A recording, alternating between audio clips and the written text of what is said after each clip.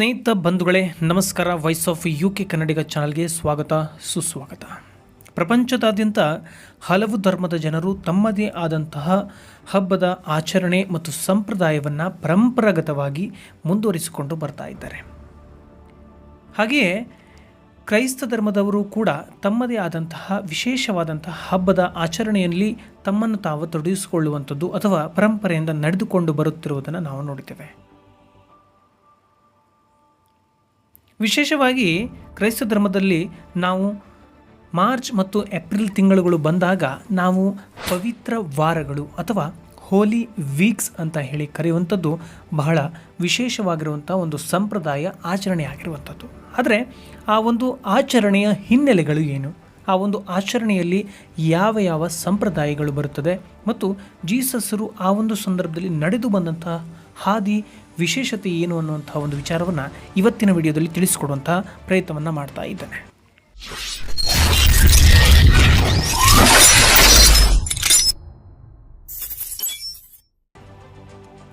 ಪವಿತ್ರ ವಾರಗಳಲ್ಲಿ ಮೊದಲನೆಯದಾಗಿ form Sunday ಅಥವಾ ಗರಿಗಳ ಭಾನುವಾರ ಅಂತ ಹೇಳಿ ಕರಿತೇವೆ. ಇದು ಈಸ್ಟರ್ ಭಾನುವಾರದ ಮೊದಲ ಹಿಂದಿನ ಭಾನುವಾರದಿಂದ ಪ್ರಾರಂಭವಾಗುವುದು. ಈ ಒಂದು ಭಾನುವಾರದ ವಿಶೇಷತೆ ಏನು ಅಂತ ಹೇಳಿದರೆ, ಜೀಸಸರು ಜೆರುಸಲೇಮಿಗೆ ಸಮೀಪಿಸುತ್ತಿದ್ದಂತೆ ಗುಡ್ಡದ ಹತ್ತಿರ ಬಂದಾಗ ಜೀಸಸರು ತಮ್ಮ ಇಬ್ಬರು ಶಿಷ್ಯರನ್ನು ಕರೆದು, ನೀವು ಮುಂದಿನ ಹಳ್ಳಿಗಳಿಗೆ ಹೋಗಿ ಅಲ್ಲಿರುವಂತಹ ಕತ್ತೆ ಮತ್ತು ಕತ್ತೆಯ ಮರಿಯನ್ನು ತರುವಂತೆ ಆಜ್ಞೆಯನ್ನು ನೀಡ್ತಾರೆ. ಅಲ್ಲಿ ಯಾರಾದರೂ ಕೇಳಿದರೆ ಅದು ನನಗೆ ಅನ್ನುವಂಥ ಮಾಹಿತಿಯನ್ನು ಕೂಡ ಅವರು ಹೇಳಿರ್ತಾರೆ. ಆ ಒಂದು ಆಜ್ಞೆಯಂತೆ ಶಿಷ್ಯರು ಮುಂದಿನ ಹಳ್ಳಿಗಳಿಗೆ ಹೋಗಿ ಒಂದು ಕತ್ತೆಯನ್ನು ಮತ್ತು ಕತ್ತೆಯ ಮರಿಯನ್ನು ಜೀಸಸರ ಬಳಿ ತಂದು ಬಿಡ್ತಾರೆ. ನಂತರ ಜೀಸಸರು ಕತ್ತೆಯನ್ನು ಏರಿಕೊಂಡು ಜೆರುಸಲೇಮಿಗೆ ಪ್ರವೇಶವನ್ನು ಪಡಿತಾರೆ.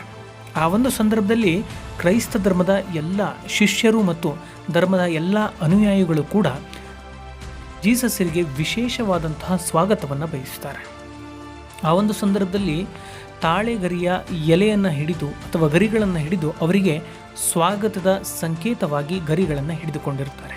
ಹಾಗೆಯೇ ಶಿಷ್ಯರುಗಳು ಅಥವಾ ಬಹುಜನರು ತಮ್ಮ ಮೇಲಂಗಿಗಳನ್ನು ದಾರಿಯಲ್ಲಿ ಹರಡುತ್ತಾರೆ ಮತ್ತು ಇತರರು ಮರಗಳಿಂದ ಕೊಂಬೆಗಳನ್ನು ಕತ್ತರಿಸಿ ದಾರಿಯಲ್ಲಿ ಹರಡಿಸುತ್ತಾರೆ. ನಂತರ ಜೀಸಸರನ್ನು ಎಲ್ಲರೂ ಕೂಡ ಹಿಂಬಾಲಿಸಿಕೊಂಡು ಹೋಗ್ತಾ ಇರ್ತಾರೆ. ಜೈಕಾರವನ್ನು ಹಾಕುತ್ತಾ ಮತ್ತು ಜೀಸಸರನ್ನು ಕೊಂಡಾಡುತ್ತಾ ಎಲ್ಲ ಜನರು ಅವರನ್ನು ಹಿಂಬಾಲಿಸುತ್ತಾ ಹೋಗುತ್ತಾರೆ.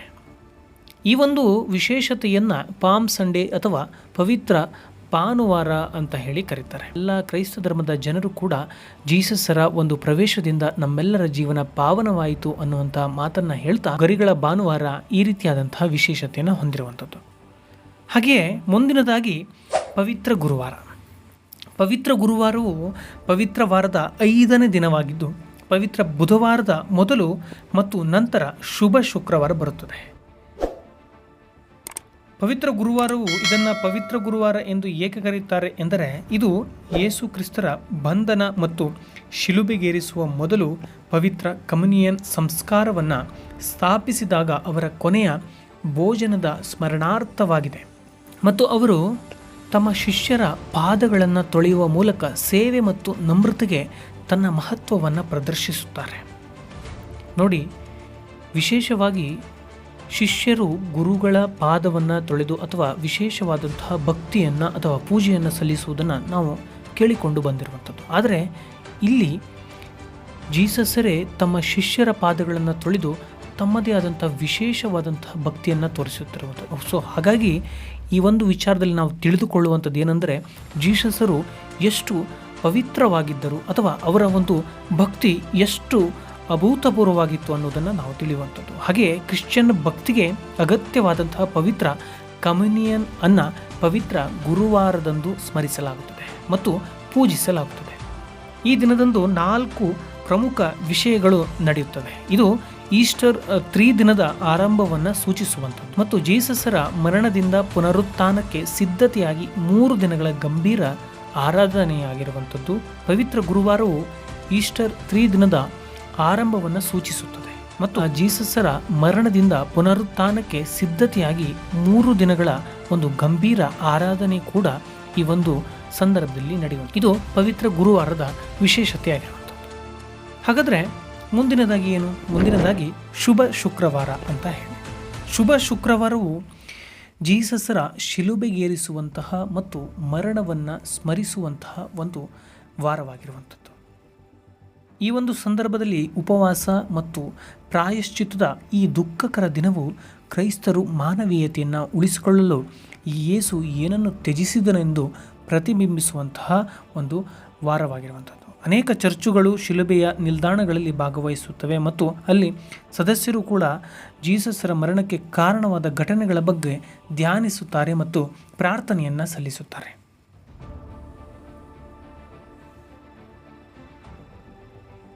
ಹಾಗಾದರೆ ಜೀಸಸರು ಹೇಗೆ ಮರಣವನ್ನು ಹೊಂದಿದರು ಅನ್ನುವಂಥದ್ದನ್ನು ನೋಡೋದಾದರೆ, ಶಾಸ್ತ್ರಗಳ ಪ್ರಕಾರ ಜೀಸಸರು ನಮ್ಮ ಪಾಪಗಳಿಗಾಗಿ, ಅಂದರೆ ಜನರ ಒಂದು ಪಾಪಗಳಿಗಾಗಿ ಸಾಯುತ್ತಾರೆ ಮತ್ತು ಅವರು ಹೂಣಲ್ಪಟ್ಟುತ್ತಾರೆ ಅನ್ನುವಂಥದ್ದು ಶಾಸ್ತ್ರದ ಪ್ರಕಾರವೇ ತಿಳಿಸುವಂಥದ್ದು.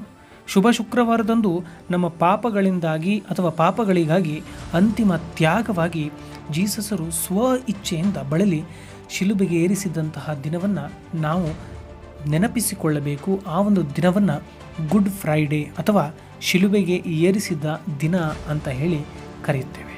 ಇದು ಶುಭ ಶುಕ್ರವಾರದ ಒಂದು ವಿಶೇಷತೆ ಆಗಿರುವಂಥದ್ದು. ಹಾಗಾದರೆ ಮುಂದಿನ ವಿಶೇಷ ವಾರ ಯಾವುದು? ಪವಿತ್ರ ಶನಿವಾರ ಅಂತ ಹೇಳಿ. ಯೇಸು ಕ್ರಿಸ್ತರ ದೇಹವು ಸಮಾಧಿಯಲ್ಲಿದ್ದಾಗ ನರಕದ ಘೋರ ವಿಸರ್ಜನೆಯನ್ನು ಸ್ಮರಿಸುತ್ತದೆ. ಜೀಸಸರ ಪುನರುತ್ಥಾನವನ್ನು ಆಚರಿಸಲು ಸಿದ್ಧರಾಗಲು ಕ್ರೈಸ್ತರು ಹೆಚ್ಚಿನ ನಿರೀಕ್ಷೆಯೊಂದಿಗೆ ಕಾಯುತ್ತಾ ಇರುತ್ತಾರೆ. ಅನೇಕ ಚರ್ಚುಗಳು ಮತ್ತು ಈಸ್ಟರ್ ಜಾಗರಣೆಗಳನ್ನು ಹೊಂದಿರುವಂಥದ್ದು. ಇದನ್ನು ಸಾಮಾನ್ಯವಾಗಿ ಪವಿತ್ರ ಶನಿವಾರದಂದು ಸೂರ್ಯಾಸ್ತದ ನಂತರ ಆಚರಿಸಲಾಗುತ್ತದೆ ಮತ್ತು ಈ ಒಂದು ಧಾರ್ಮಿಕ ಆಚರಣೆಯ ಸಮಯದಲ್ಲಿ ನಿಷ್ಠಾವಂತರು ಓದುವಿಕೆ, ಪ್ರಾರ್ಥನೆಗಳು ಮತ್ತು ಜೀಸಸರ ಬೆಳಕನ್ನು ಪ್ರತಿನಿಧಿಸುವಂತಹ ಪಾಸ್ಟಲ್ ಮೇಣದ ಬತ್ತಿಯನ್ನು ಬೆಳಗಿಸಲು ಸೇರುತ್ತಾರೆ. ಇದು ಪವಿತ್ರ ಶನಿವಾರದ ವಿಶೇಷತೆಯಾಗಿರುವಂಥದ್ದು. ಹಾಗಾದರೆ ಪವಿತ್ರ ವಾರದ ಕೊನೆಯ ಒಂದು ವಾರ ಅಂತ ಹೇಳಿದರೆ ಈಸ್ಟರ್ ಭಾನುವಾರ. ಕ್ರಿಶ್ಚಿಯನ್ ಕ್ಯಾಲೆಂಡರ್ನಲ್ಲಿ ಈಸ್ಟರ್ ಅತ್ಯಂತ ಮಹತ್ವದ ದಿನಗಳಲ್ಲಿ ಒಂದಾಗಿದೆ. ಈಸ್ಟರ್ ಭಾನುವಾರ ಅಂದರೆ ಇದನ್ನು ಪುನರುತ್ಥಾನ ದಿನ ಎಂದು ಕರೆಯುತ್ತಾರೆ. ಯೇಸು ಕ್ರಿಸ್ತರು ಪುನರುತ್ಥಾನವನ್ನು ಆಚರಿಸುತ್ತದೆ ಮತ್ತು ಶುಭ ಶುಕ್ರವಾರದಂದು ಯೇಸು ಅವರ ಮರಣದ 3 ದಿನಗಳ ನಂತರ ಈಸ್ಟರ್ ನಡೆಯುತ್ತದೆ.